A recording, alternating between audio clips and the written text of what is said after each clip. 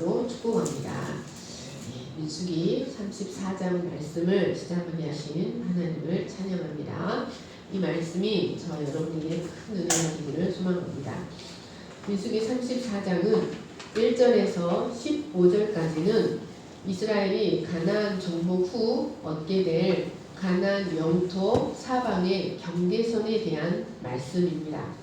그리고 16절에서 29절은 그 땅을 분배할 각 지파들의 책임자를 임명하신 것에 대해 기록하고 있습니다.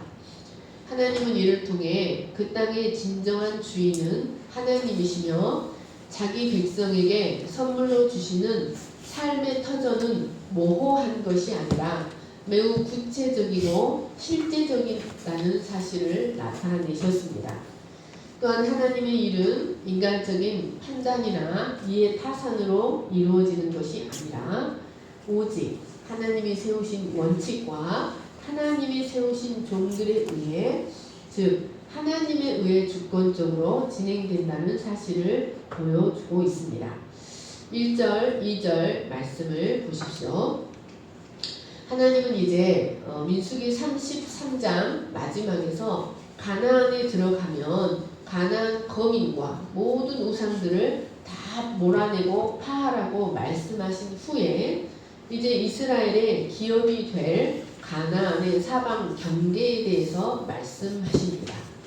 그런데 2절 말씀을 보시면 너희가 가나안 땅에 들어가는 때에 라는 말씀이 진행형으로 분사형으로 기록되어서 약속의 땅에 대한 이스라엘의 점령이 일순간에 이루어지는 것이 아니라 많은 시간을 두고 점진적으로 이루어질 것이라고 기록하고 있습니다. 여러분 그 땅은 그것은 바로 그 땅의 정복이 이스라엘의 믿음만큼 이스라엘의 순종의 분량만큼 이루어지기 때문이었습니다. 또 2절 하반절 말씀을 보시면 그 땅은 너희의 기업이 되리니 라는 말씀은 이것은 기업으로 너희의 손에 떨어질 것이다 라는 말씀입니다. 이것은 그 가나안이 인간의 의지나 노력으로 얻어지는 땅이 아니라 하나님으로부터 주권적으로 주어지는 선물이라는 뜻이 있습니다. 하나님은 그 땅을 통해 이스라엘이 순종하는지 순종하지 않는지를 시험하고자 하셨습니다. 만약 그들이 하나님의 말씀에 온전히 순종한다면 그들은 마침내 그 땅을 정복하여 자손 대대로 물려주는 기업으로 소유할 수가 있었습니다. 여러분, 왜 하나님은 이처럼 그 땅을 한꺼번에 주지 않으시고 점진적으로 정복해 가게 하셨을까요? 그것은 그들에게 주시고자 하시는 진정한 기업이 그 땅이 아니라 바로 믿음이기 때문이었습니다. 그 땅 하나님께서 이스라엘에게 주고자 하시는 진정한 기업은 바로 하나님 자신이었습니다. 그래서 하나님은 언제나 그들에게서 너희들의 하나님 여호와, 너의 하나님 여호와, 즉 이스라엘의 하나님 여호와가 되기를 간절히 원하셨습니다. 실제로 이스라엘이 가나안에 들어가서 하나님이 약속하신 모든 지경까지 완전히 정복하고 통치하게 되기까지는 400년이라는 시간이 소요되었습니다. 다윗과 솔로몬의 왕국 시대에 이르러서야 아브라함에게 약속하셨던 그 지경까지 온전히 정복하고 통치할 수가 있었습니다. 이는 그들이 그때까지 하나님을 온전히 섬기지 못하고 이방의 우상을 섬기며 죄악의 길로 갔다는 것을 의미합니다. 뿐만 아니라 그마저도 하나님의 뜻대로 관리하지 못하므로 얼마 가지 못해 다시 이방에게 빼앗기고 말았습니다. 그리고 더 나아가 마침내 그 땅에서 쫓겨나고 말았습니다. 사랑하는 여러분, 이는 하나님이 우리에게 진정으로 주고자 하시는 기업은 바로 정금 같은 하나님 자신에 대한 정금 같은 믿음이라는 사실을 알게 합니다. 3절에서 6절 말씀을 보십시오. 3절에서 5절은 하나님께서 이스라엘에게 주시는 남쪽 경계에 대해서 설명합니다. 이스라엘의 남쪽 경계선은 가장 남쪽에 분배받은 유다 지파의 남쪽 경계선과 동일한 것입니다. 그 남쪽 경계는 바로 동쪽 염해 끝에서 시작하여 남쪽을 향해 11km를 내려가 돌아서 아그라빔 언덕에 이르고 거기서 신을 지나 가데스 바네아 남쪽 하살 아달을 지나 아스몬에서 돌아서 애굽 시내를 지나 바다에 이르렀습니다. 여기 남쪽 경계가 시작되는 염해는 성경의 아라바해 또는 동해라고 불리웁니다. 이 염해는 지중해의 수면보다 약 390m나 낮은 세계 최저의 수면입니다. 또 요단강을 비롯하여 아르논강, 세렛강 등 4개의 강으로부터 막대한 양의 물이 유입이 되는데 이 강은 배수구가 없습니다. 네 강이 들어오는데 나가는 통로가 없다는 말씀입니다. 그럼에도 불구하고 여름 기온 43도에 달하는 뜨거운 열기로 인해 수면 증발량이 어마어마하여 1년 내내 동일한 수위를 유지한다고 합니다. 그리고 바닷물에 비해 들어오는 물들은 모두 담수, 모두 민물인데 신기하게도 그 물은 바닷물의 6배에 달하는 염분 농도를 가지고 있어서 염해, 즉 소금 바다라고 불렸습니다. 그리고 생물이 전혀 살지 못해서 사해, 데드시, 죽음의 바다라고도 불렸습니다. 이 염해는 남북으로 약 77km나 엄청나죠. 길게 뻗어 있는데 이스라엘의 남쪽 경계는 바로 이 사해의 가장 밑 남쪽 끝에서부터 남쪽 경계가 시작됩니다. 아주 유력한 견해에 따르면 이 바다는 소돔과 고모라가 멸망하여 함몰되면서 형성되었다고 기록하고 있습니다. 그래서 현대 아라비아인들은 이 바다를 바할로, 즉 롯의 바다라고 부릅니다. 그리고 거기서 남서쪽으로 30km 지점에 위치한 아그라빔 언덕은 전갈들이라는 뜻이 있습니다. 이곳은 그 이름대로 많은 전갈들이 서식하는 전갈의 서식지요. 또 석회암층이 심한 경사를 이루는 비탈을 이루고 있습니다. 그리고 가데스 바네아는 가나안 남방 지역의 농경 한계선으로 이 경계를 기점으로 서북쪽은 넓은 농경지대요, 동북쪽은 산과 고원, 분지 등의 신광야에 속한 불모지였습니다. 그러니까 가데스 바네아를 기점으로 농경지대와 광야가 나누어있다는 것입니다. 그리고 신광야는 에돔과 이스라엘의 경계선을 이루어 주었습니다. 그리고 애굽 시내는 바란 광야에서 지중해로 흘러 들어가는 시내로서 이스라엘의 가나안 점령 이전부터 애굽과 가나안의 경계선을 이루어 주었습니다. 그리고 6절 말씀을 보시면 이스라엘의 서쪽 경계선은 바로 대해, 지중해였습니다. 7절, 8절 말씀을 같이 읽겠습니다. 시작. 북쪽 경계는 이러하니 대해에서부터 호르산까지 그어라. 호르산에서 그어 하맛 어기에 이르러 스닷에 이르고 그 경계가 또 시브론을 지나 하살 에난에 이르나니 이는 너희의 북쪽 경계이라.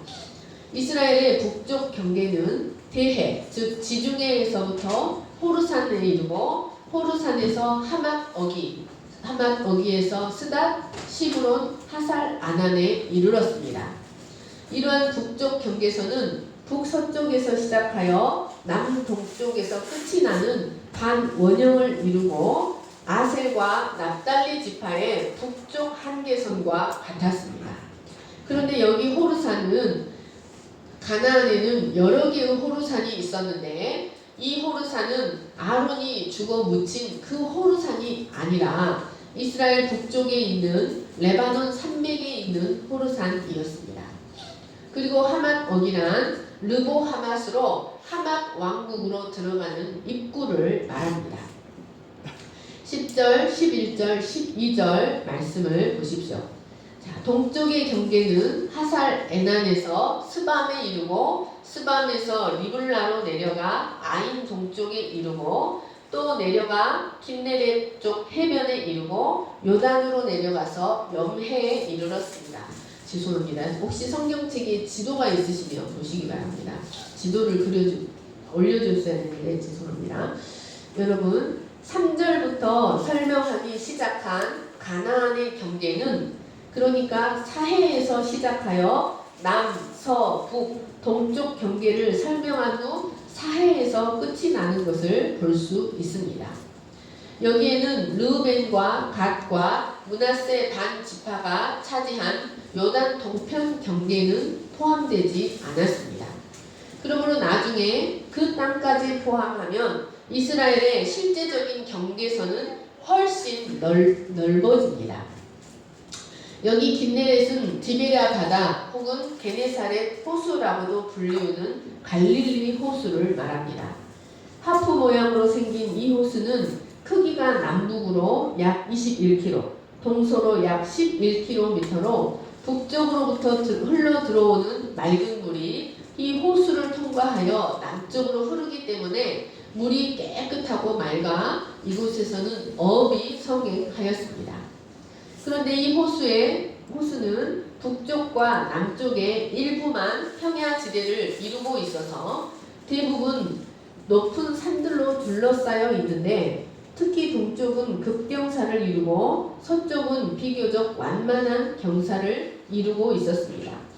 그리고 해수면보다 211m나 낮은 지형으로 인해 하강 기류가 발생하여 가끔 돌풍이 일어나고는 하였습니다.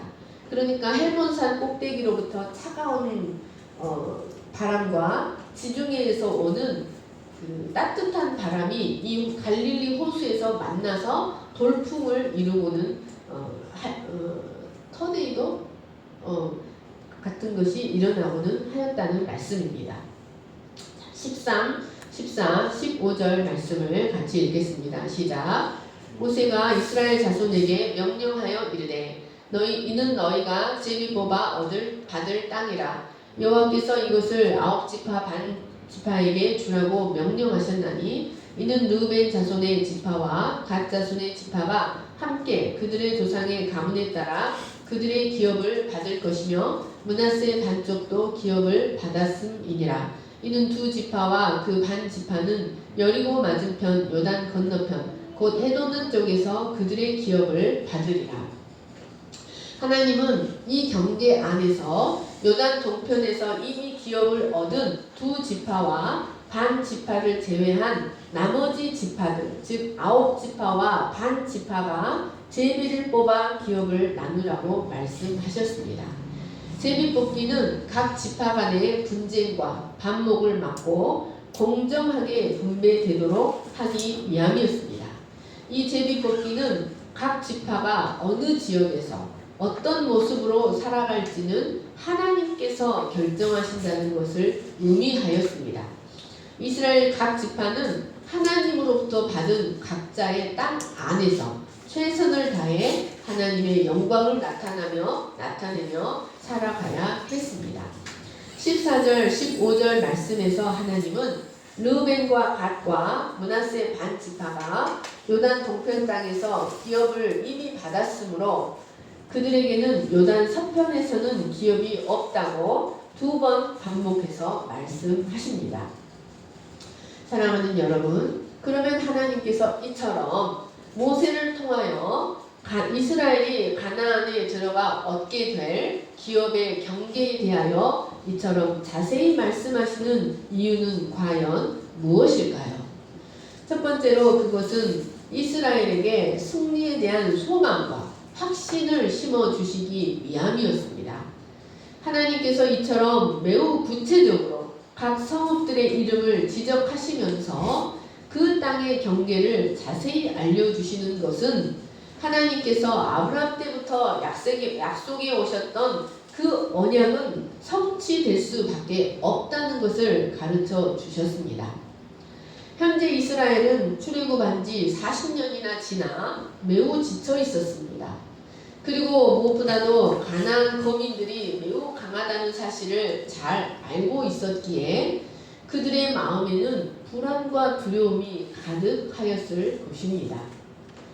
그러나 하나님은 이런 이스라엘을 위해 그 땅의 경계를 말씀하여 주심으로써 그들에게 승리가 확정된 싸움을 싸우고 있다는 사실을 가르쳐 주고자 하셨습니다.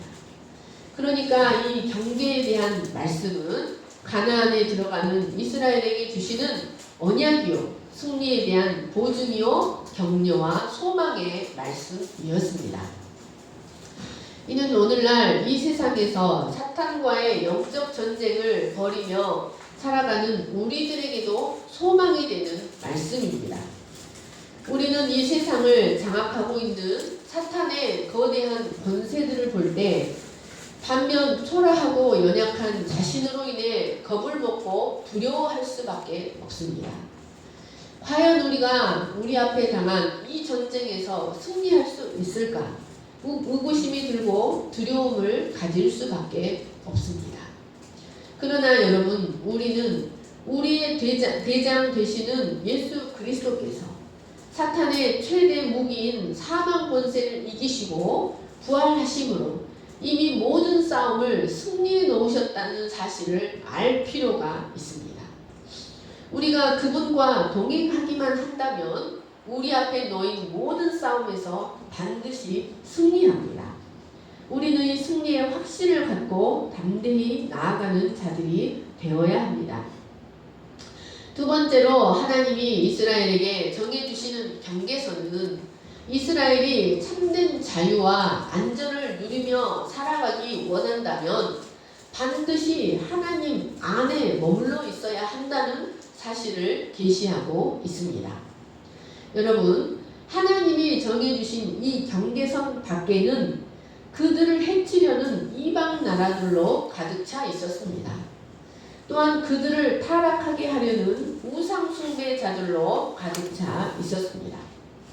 하나님이 정해주신 이 경계선들을 살펴보면 하나님께서 이스라엘을 얼마나 배려하셨는지를 알 수 있습니다. 하나님이 정해주신 동서남북의 경계선은 주로 광야, 바다, 골짜기, 강, 비탈, 산 등의 천연적인 요새들로 둘러싸여 있습니다. 이는 하나님께서 이스라엘을 초월적인 능력으로도 지키시지만 지리적인 조건을 통해서도 이방과 구별하시고 보호하신다는 사실을 알 수 있습니다. 하나님은 여매, 즉 사해를 경계로 소돔과 고모라의 방탕한 쾌락주의, 부정한 우상을 섬기며 살아가는 롯의 후예들인 모압과 암몬으로부터 이스라엘을 구분시켜 버리셨습니다. 그러니까 사해 건너편에는 바로 모압과 암몬이 자리 잡고 있습니다. 그리고 그 밑에 신광야를 경계로 팥죽 한 그릇에 장자권을 팔아버리고 물질을 하나님보다 더 가치 있게 살아가는 물질주의자들, 에서의 후손들과 이 신광야를 경계로 이스라엘과 구별시켜 버리셨습니다. 그리고 무서운 전갈의 서식지, 경사가 심한 석회암층의 비탈과 애굽 시내를 통하여 우상을 숭배하며 모든 것을 인간 중심으로 인간이 만든 제도와 틀 속에서 인본주의로 살아가는 애굽으로부터 이스라엘을 구별시켜 버리셨습니다. 특별히 하나님은 애굽 시내를 통하여 400년 동안 이스라엘의 정신과 행동에 영향을 끼쳤던 애굽으로부터 완전히 해방되었다는 사실을 보여주셨습니다. 그리고 북쪽에는 시돈과 시리아와 아람이 있는데 그 북쪽의 자연적인 경계선을 통해 그 강력한 이방 민족으로부터 이스라엘을 분리시키셨습니다. 하나님은 이처럼 자연적인 경계를 통해 이방 민족의 침략을 효과적으로 방어하게 하시고 그 안에서 이스라엘로 하여금 목축과 농경 생활을 하며 안전하게 살아가도록 하셨습니다. 그 경계선 밖은 그들에게 허락되지 않은 땅이요 이방 부정한 자들에게 내어준 땅이었습니다. 이스라엘은 오직 하나님이 정해주신 경계선 안에만 자유와 보호를 누리며 살아갈 수 있었습니다. 이스라엘은 그 경계선 안에서 가나안 모든 거민을 몰아내고 우상들을 몰아내고 하나님이 주신 율례와 규례들을 지키며 하나님의 나라를 이루어 가야 했습니다. 사랑하는 여러분, 이는 하나님께서 우리에게 정해주신 그리스도 안이라는 경계선, 말씀 안이라는 경계선을 상징합니다. 여러분, 성도는 오직 이 경계선 안에서만 하나님의 생명과 자유를 누리며 살아갈 수 있습니다. 우리는 하나님 안, 그리스도 안, 말씀 안이라는 그 경계선 안에서 하나님 나라의 가치관으로 하나님 나라를 이루며 살아가야 합니다. 이 경계선 밖에는 우리를 멸망으로 인도하기 위한 사탄의 계략으로 가득 차 있습니다. 이 경계선 밖에는 우리를 타락하게 하고 부패하게 하려는 세상 나라로 가득 차 있습니다. 여러분, 누군가 자유를 만끽하기 위해서 자기 나라를 떠난다면 그 사람은 자유를 누리는 것이 아니라 오히려 자유롭지 못하고 위기에서도 보호를 받지 못하게 됩니다. 오직 자기 나라 안에 있을 때 참 자유를 누리고 국가의 보호를 받을 수 있습니다. 그러니까 하나님이 정해주신 이 경계선은 바로 이스라엘이 참된 자유와 보호를 누리려면 반드시 하나님 안에 있어야 한다는 사실을 가르쳐주고 있습니다. 계시록 11장 1절에서 2절 말씀을 보겠습니다. 시작. 또 내게 지팡이 같은 갈대를 주며 말하기를 일어나서 하나님의 성전과 제단과 그 안에서 경배하는 자들을 측량하되 성전 바깥 마당은 측량하지 말고 그냥 두라. 이것은 이방인에게 주었은즉 그들이 거룩한 성을 42달 동안 짓밟으리라. 사랑하는 여러분, 마지막 때에도 오직 성전 안, 그리스도 안에 있는 자들만이 하나님의 구원을 풍성히 누릴 수 있다는 사실을 기억하시기를 축원합니다. 그리스도 안에서 밖으로 나가면 자유가 있을 것 같지만 오히려 자유를 잃고 보호를 받지 못합니다. 세 번째로 하나님께서 이스라엘을 위해 경계를 정하셨다는 것은 온 땅의 주인이 하나님이라는 사실을 나타내 줍니다. 사도행전 17장 26절을 같이 읽겠습니다. 시작. 인류의 모든 족속을 한 혈통으로 만드사 온 땅에 살게 하시고 그들의 연대를 정하시며 거주의 경계를 한정하셨으니. 여러분, 사람의 소유와 연대와 거주지와 그 경계를 정하시는 분은 하나님이십니다. 하나님은 태초부터 지금까지 변함없이 온 세상을 다스리며 주관하며 섭리하고 계십니다. 이 온 땅의 것들을 받을 자를 정하시고 그것을 나누어 주시는 분도 하나님이십니다. 사람이 기업을 얻고 못 얻고는 하나님께 달려 있습니다. 그러므로 하나님께서 이스라엘을 위해 경계를 정하셨다는 것은 가나안 땅이 이스라엘의 노력과 힘으로 얻어지는 것이 아니라 주인이신 하나님으로부터 하나님이 내려주시는 선물이라는 것을 의미합니다. 즉 이스라엘은 그 땅에 주인으로 들어가는 것이 아니라 주인의 뜻대로 관리하는 청지기로 들어가는 것이었습니다. 하나님은 이 사실을 가르치시기 위해 제비뽑기로 그 땅을 분배하게 하셨습니다. 여러분, 사람들은 이 땅의 주인이 하나님이라는 것을 인정하지 않습니다. 사람들의 경계를 정하시고 소유를 정하시고 연한, 수한을 정하시고 거주의 경계를 정하시는 분이 하나님이라는 사실을 인정하지 않고 자신의 힘으로 무엇인가를 얻었다고 생각합니다. 그러나 여러분, 우리 인생들은 결코 노력만으로는 우리가 원하는 것을 얻을 수가 없습니다. 우리가 누리는 모든 좋은 것은 언제나 이 세상 만물의 주인이시며 위에 계신 빛들의 아버지께로부터 선물로 주어진 것입니다. 우리가 현재 누리고 있는 모든 것들이 바로 빛 위에 계신 빛들의 아버지께로부터 선물로 주어진 것이라는 말씀입니다. 하나님은 이스라엘에게 경계를 정해주심으로써 그들이 눈을 열어서 하나님이 주시는 그 기업의 풍성함을, 그 기업의 영광의 풍성함을 바라보고 소망하기를 원하셨습니다. 시편 16편 5절 같이 읽겠습니다. 시작. 여호와는 나의 산업과 나의 잔의 소득이시니 나의 분깃을 지키시나이다. 내게 줄로 재어준 구역은 아름다운 곳에 있으며 나의 기업이 실로 아름답도다. 사랑하는 여러분, 하나님께서 우리에게 기업으로 정해주신, 분깃으로 정해주신 기업도 아름다운 곳에 있다는 것을 기억하시기를 간절히 축원합니다. 하나님은 이스라엘에게 그 기업의 경계를 정해주심으로써 하나님이 주시는 그 기업의 풍성함과 그 아름다움을 믿음으로 바라보고 그 땅을 소유하기를 소망하셨습니다. 그리고 하나님의 뜻대로 그 땅을 잘 관리하기를 원하셨습니다. 만약 그들이 주인의 뜻대로 그것을 관리하지 않는다면 그들도 가나안 사람들처럼 주인에 의해 그 땅에서 쫓겨날 수 있었습니다. 네 번째로 이 경계는 믿음의 분량에 따라 하나님은 지경을 넓혀 가신다는 사실을 가르쳐 줍니다.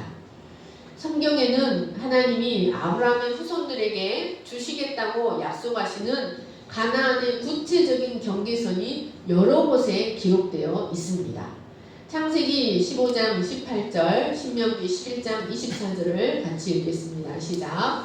그날에 여호와께서 아브라함과 더불어 언약을 세워 이르시되 내가 이 땅을 애굽 강에서부터 그 큰 강 유브라데까지 내 자손에게 주노니 너희의 발바닥으로 밟는 곳은 다 너희의 소유가 되리니 너희의 경계는 곧 광야에서부터 레바논까지와 유브라데 강에서부터 서해까지라. 여기 서해는 지중해를 말합니다. 그런데 여러분, 하나님께서 민수기 34장에서 정해주시는 경계는 이 창세기 15장 18절 말씀과 신명기 11장 24절 말씀에 비하면 아주 훨씬 좁아진 규모였습니다. 하나님은 왜 이처럼 아브라함에게 약속하신 규모의 땅을 주지 않으시고 그보다 훨씬 적은 규모의 땅을 이스라엘에게 약속하시는 것일까요?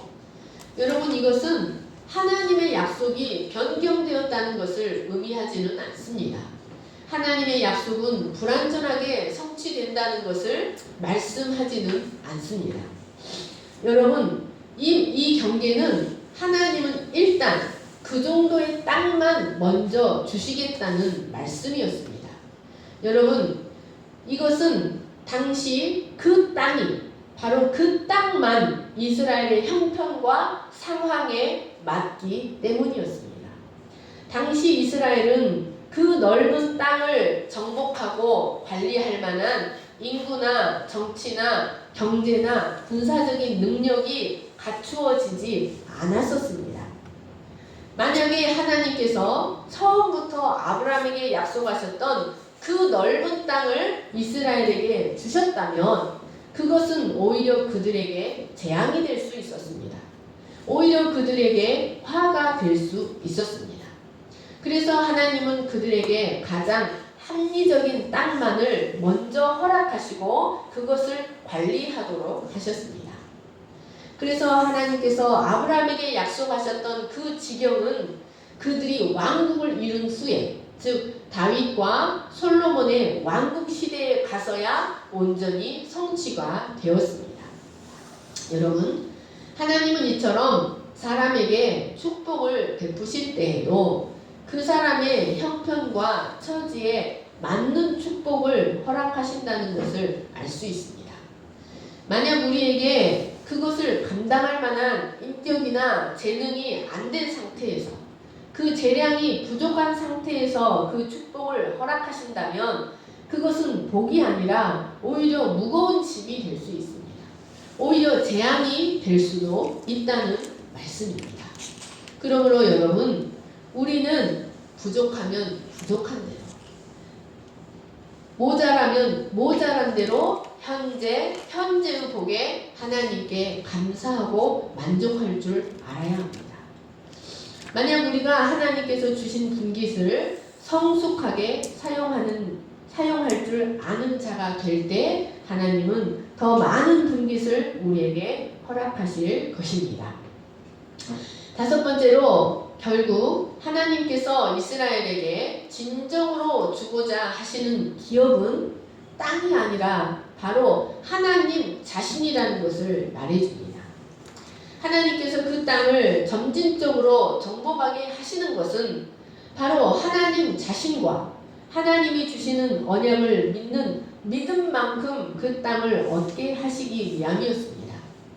여러분, 그 믿음만큼 그 땅을 정복할 수 있다는 것은 바로 하나님이 우리에게 주시기를 원하시는 가장 좋은 기업은 하나님 자신이라는 것을 말해줍니다. 뿐만 아니라 예나 지금이나 가나안 지역은 몇몇 비옥한 곳을 제외하면 농사를 짓기에 그다지 적합한 땅이 아니었습니다. 그곳은 일교차가 너무 커서 거주하기에도 그리 좋지 못하고 객관적인 기준으로만 본다면 그곳은 척박한 땅이 더욱 많았습니다. 그런데도 하나님은 그곳을 젖과 꿀이 흐르는 축복의 땅이라고 말씀하셨습니다. 여러분, 인간적인 기준으로, 객관적인 기준으로 볼 때 그곳은 척박한 땅이었는데 왜 하나님은 그곳을 젖과 꿀이 흐르는 축복의 땅이라고 말씀하셨을까요? 그것은 바로 그곳에 하나님이 그들과 함께 계셨기 때문이었습니다. 그 땅은 물도 부족하고 비옥한 땅도 부족했지만 하나님께서 그들과 함께 거하시면서 하나님은 그들의 성소가 되어주시고 때에 따라 맞는 비를 적당하게 내리셔서 씨도 뿌릴 수 있게 하시고 곡식도 있게 하시겠다고 하나님은 약속하셨습니다. 그리고 낮의 해와 밤의 달이 그들을 상하게 하지 못하도록 그들을 지키시고 보호하시겠다고 약속하셨습니다. 사랑하는 여러분, 그러므로 우리가 가져야 할 진정한 기업은 많은 물질도 아니고 많은 지혜도 아니고 많은 명예나 권력도 아니라 바로 하나님 자신이라는 것을 기억하시기를 간절히 축원합니다. 여러분, 우리가 많은 물질을 소유했다 할지라도 하나님을 갖지 못하면 우리는 결코 행복자가 될 수 없습니다. 여러분, 그러나 우리가 비록 남들보다 가진 것이 부족해도 하나님이 내 안에 계신다면 우리는 그 누구보다도 행복자요 축복자라는 사실을 굳게 믿으시기를 간절히 축원합니다. 왜냐하면 하나님은 우리의 삶 속에서 하나님이 친히 역사하셔서 때를 따라 우리의 필요를 하나님 자신이 채우시고 하나님이 친히 우리의 앞길을 인도해 가시기 때문입니다. 시편 65편 4절 말씀과 시편 73편 28절 말씀을 읽고 말씀을 마치겠습니다. 시작. 주께서 택하시고 가까이 오게 하사 주의 뜰에 살게 하신 사람은 복이 있나이다. 없어요? 우리가 주의 집 곧 주의 성전의 아름다움으로 만족하리이다. 하나님께 가까이 함이 내게 복이라. 내가 주 여호와를 나의 피난처로 삼아 주의 모든 행적을 전파하리이다. 사랑하는 여러분, 하나님께서 이스라엘에게 가나안의 기업을 정해주신 것은 그 약속은 반드시 성취될 수밖에 없다는 사실을 우리에게 가르쳐줍니다. 두 번째로, 이스라엘이 참된 자유와 안전을 누리는 것은 오직 하나님 안에 있을 때만이 가능하다는 사실을 가르쳐줍니다. 그래서 하나님은 바다와 사해와 골짜기와 강과 전갈의 서식지와 비탈들로 이방들과 이스라엘을 구분시켜 버리셨습니다. 세 번째로 하나님은 온 땅의 주인이시며 그 기업을 각자에게 선물로 주신다는 것. 그 기업을 주시는 분은 오직 하나님이라는 것을 우리에게 가르쳐줍니다. 그리고 그 기업은 믿음의 분량에 따라 넓혀집니다. 그리고 우리에게 주시기 원하시는 가장 큰 기업은 바로 하나님 자신입니다. 사랑하는 여러분, 하나님 자신이 바로 여호와가 여러분의 기업이 되시기를 간절히 축원합니다. 제가 기도하겠습니다. 사랑과 은혜가 풍성하신 하나님 아버지, 하나님은 이스라엘을 가나안으로 끌어들이시기 위해 출애굽시키셨습니다. 하나님은 반복하여 내가 너희에게 가나안을 주기를 원한다는 그 말씀을 주시기 위해 반복하여 하나님은 소망을 주셨습니다. 하나님은 그들이 영의 눈을 열어서 하나님이 주시는 기업의 풍성함을 바라보기를 원하셨습니다.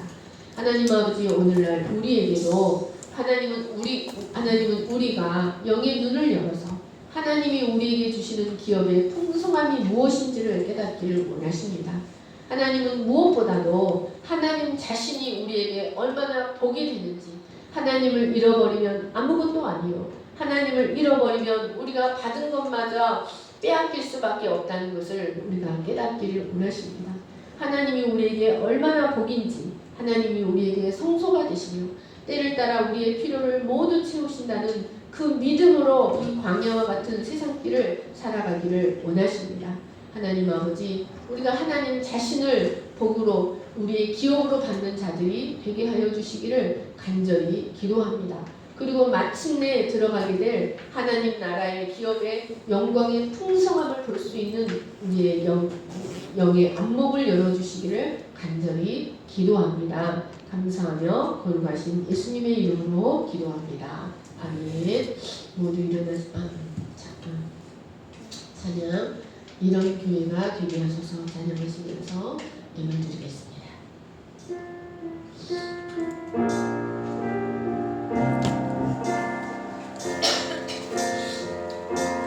진정한 예배가 숨쉬는 교회, 주님이 주님 되시는 교회, 믿음의 기도가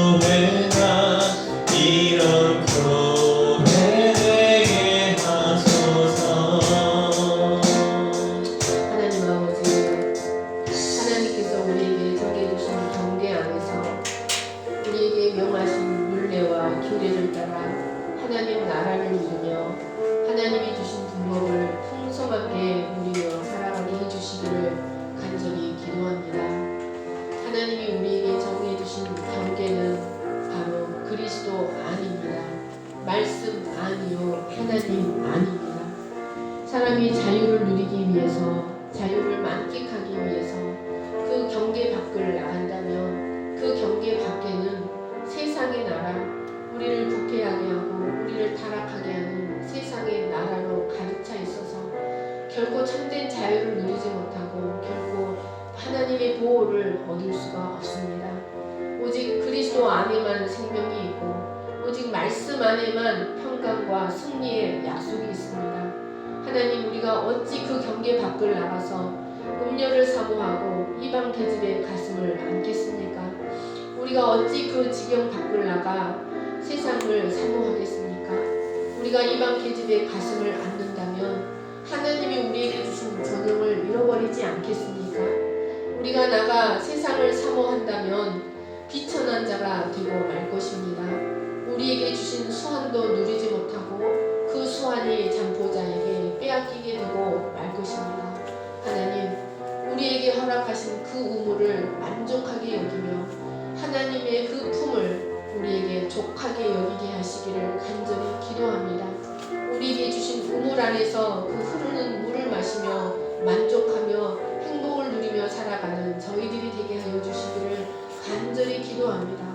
그래서 우리 안에 거하시는 하나님의 집이 더욱 넓어지고 우리 안에 거하시는 하나님의 영역이 더 넓어져서 그 하나님 때문에 풍성한 하늘의 기업을 누리는 자들이 되게 하여 주시기를 간절히 기도합니다. 하나님께서 우리의 주인이 되시고 하나님께서 우리의 기업이 되셔서 때를 따라 우리의 필요한 모든 것을 친히 책임지시고 친히 보호자가 되시며 우리의 인생길을 안전하게 인도하시는 우리의 주인이 되시기를 간절히 소망합니다. 이제는 우리 주 예수 그리스도의 은혜와 하나님 아버지의 거룩하신 사랑과 성령의 감동과 교통하심이 오직 그리스도와 하나님과 성령을 우리의 기업으로 삼고 그 기업 안에서 하나님의 나라를 이루며 하나님의 분깃을 충만하게 누리며 살아가기를 소망하는 모든 우리 위에 영원토록 함께 하시기를 간절히 축원하옵나이다. 아멘.